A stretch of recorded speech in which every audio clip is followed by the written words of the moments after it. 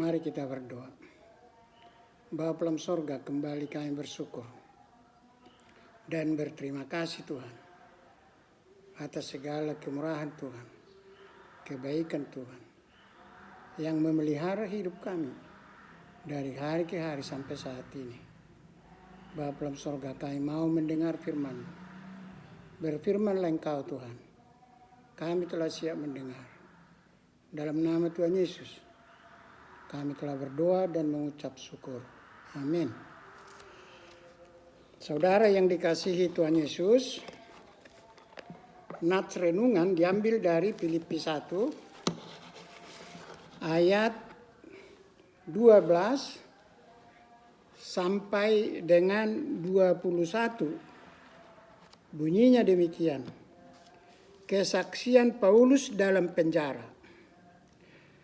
Aku menghendaki saudara-saudara supaya kamu tahu bahwa apa yang terjadi atasku ini justru telah menyebabkan kemajuan Injil, sehingga telah jelas bagi seluruh istana dan semua orang lain bahwa aku dipenjarakan karena Kristus, dan kebanyakan saudara dalam Tuhan telah beroleh kepercayaan karena pemenjaraanku untuk bertambah berani berkata-kata tentang firman Allah dengan tidak takut. Ada orang yang memberitakan Kristus karena dengki dan perselisihan, tetapi ada pula yang memberitakannya dengan maksud baik. Mereka ini memberitakan Kristus karena kasih, sebab mereka tahu bahwa aku ada di sini untuk membela Injil. Tetapi yang lain karena kepentingan sendiri dan dengan maksud yang tidak ikhlas, sangkanya dengan demikian mereka memperberat bebanku dalam penjara. Tetapi tidak mengapa, sebab bagaimanapun juga Kristus diberitakan, baik dengan maksud palsu maupun dengan jujur. Tentang hal itu aku bersuka cita, dan aku akan tetap bersuka cita, karena aku tahu bahwa kesudahan semuanya ini ialah keselamatanku oleh doamu dan pertolongan Roh Yesus Kristus. Sebab yang sangat kurindukan dan kuharapkan ialah bahwa aku dalam segala hal tidak akan beroleh malu, melainkan seperti sedia kala, demikian pun sekarang Kristus dengan nyata dimuliakan di dalam tubuhku, baik oleh hidupku maupun oleh matiku. Karena bagiku hidup adalah Kristus dan mati adalah keuntungan. Demikian firman Tuhan. Saudara yang dikasihi Tuhan Yesus, tema renungan ini pengikut Tuhan yang memahami firman Tuhan. Saudara yang dikasihi Tuhan Yesus, seorang yang beriman akan teguh, akan kokoh keimanannya jika ia memahami dengan benar dan jelas apa yang dikatakan firman Tuhan yang tertulis di dalam Bible atau Alkitab. Pemahaman yang dimaksud ialah seseorang yang mengaku beriman itu harus mampu memaknai firman Tuhan yang dibacanya dalam Alkitab dan juga mampu menerapkan firman Tuhan itu dengan benar dalam kehidupan sehari-hari.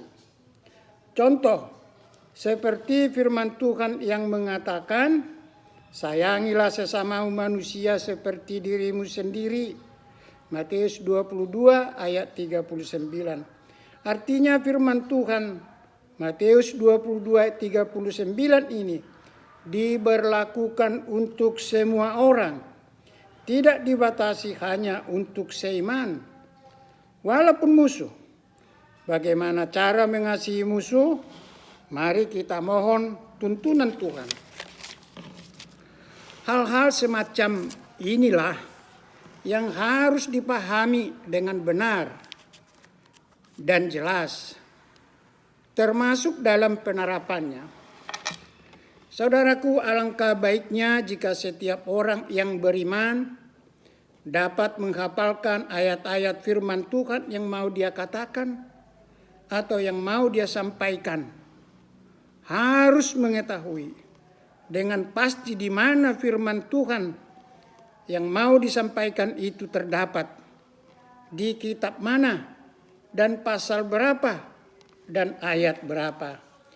Saudaraku, mengapa begitu penting si pembicara menghafal setiap firman Tuhan yang dibicarakan atau yang mau disampaikan? Adalah untuk menambah tingkat percaya si pendengar dan juga untuk membedakan pembicaraan biasa dengan pembicaraan yang mengandung firman Tuhan. Saudaraku, firman Tuhan jika dihafal dengan pasti dapat menolong si penghafal di saat dia membutuhkan pertolongan, jika dia menghadapi tantangan, jika dia menghadapi rintangan dan berbagai kesulitan-kesulitan termasuk sakit penyakit. Di saat-saat seseorang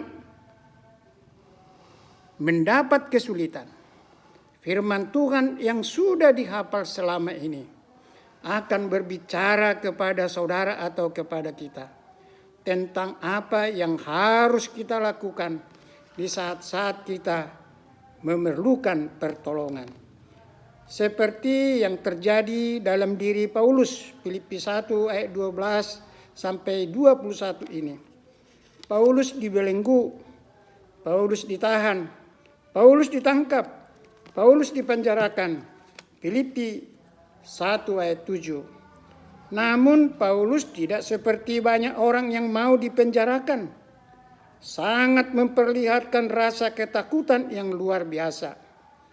Memang saudaraku, rasa ketakutan yang luar biasa dapat kita terima karena setiap orang yang mau masuk penjara harus melewati beberapa kali gerbang-gerbang bersih yang sangat menakutkan. Tetapi Paulus tidak takut seperti tahanan lainnya.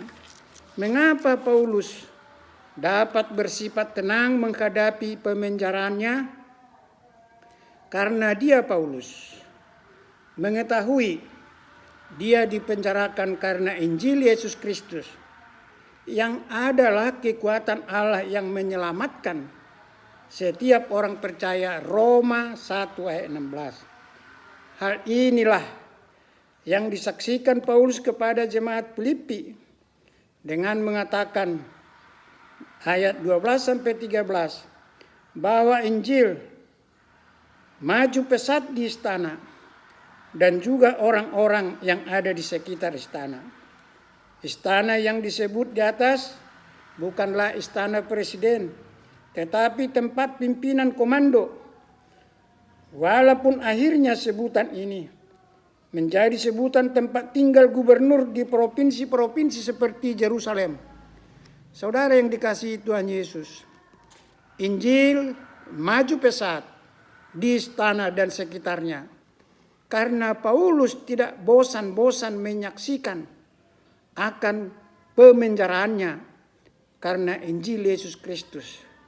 Jadi kepada setiap pengawal, setiap orang yang pernah mengawal Paulus, dia selalu menceritakan dia dipenjarakan karena Injil Yesus Kristus.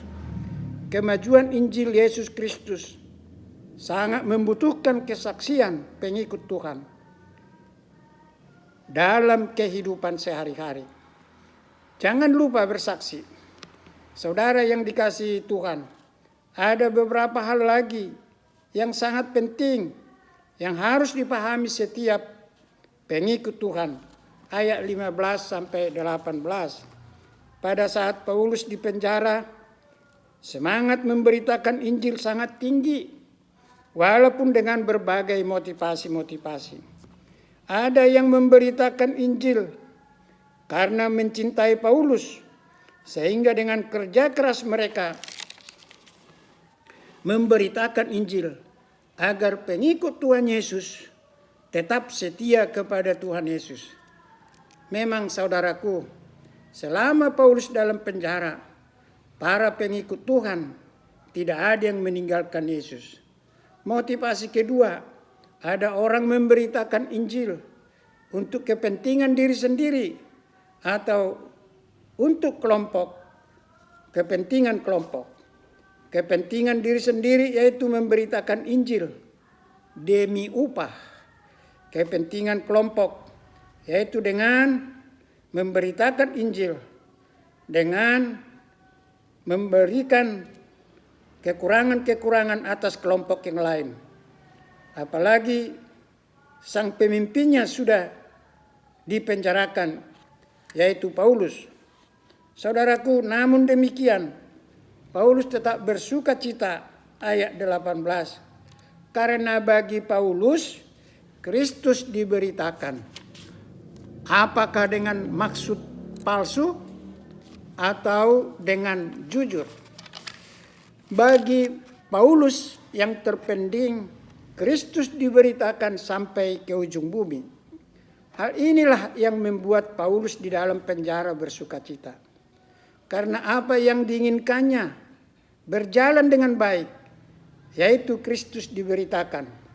Saudara yang dikasihi Tuhan Yesus, tidak tertutup kemungkinan dalam perjalanan hidup saudara atau perjalanan hidup kita selaku pengikut Tuhan bisa terjadi seperti yang dialami Paulus ini, yang harus memilih kesenangan dunia atau Kristus. Akhirnya Paulus membuat pernyataan iman. Hidup adalah Kristus dan mati adalah keuntungan. Saudaraku, hal yang dialami Paulus ini bisa terjadi dalam hidup saudara, dalam hidup kita, mungkin dengan kasus yang berbeda-beda. Seperti anak-anak dan cucu-cucu kita yang sudah dewasa, yang menjalin hubungan cinta dengan yang berbeda iman, yang harus membuat keputusan dengan memilih satu dari antara dua. Memilih Yesus Kristus atau putuskan cinta. Untuk membuat keputusan yang tepat dan benar, sangat perlu pemahaman firman Tuhan. Seperti Paulus yang meninggalkan status keyahudiannya yang begitu tinggi, yang sangat dihormati di kalangan Yahudi. Namun Paulus mengatakan segala yang dimilikinya itu adalah sampah jika dibandingkan akan pengenalan Paulus atas Kristus Tuhan. Filipi 3:7-8.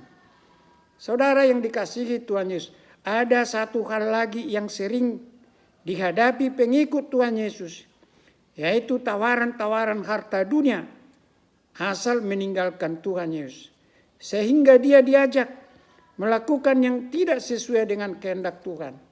Saudara yang dikasihi Tuhan Yesus, Paulus katakan, segala harta dunia ini, apapun bentuknya, adalah sampah jika dibandingkan dengan Kristus Yesus yang juru selamat.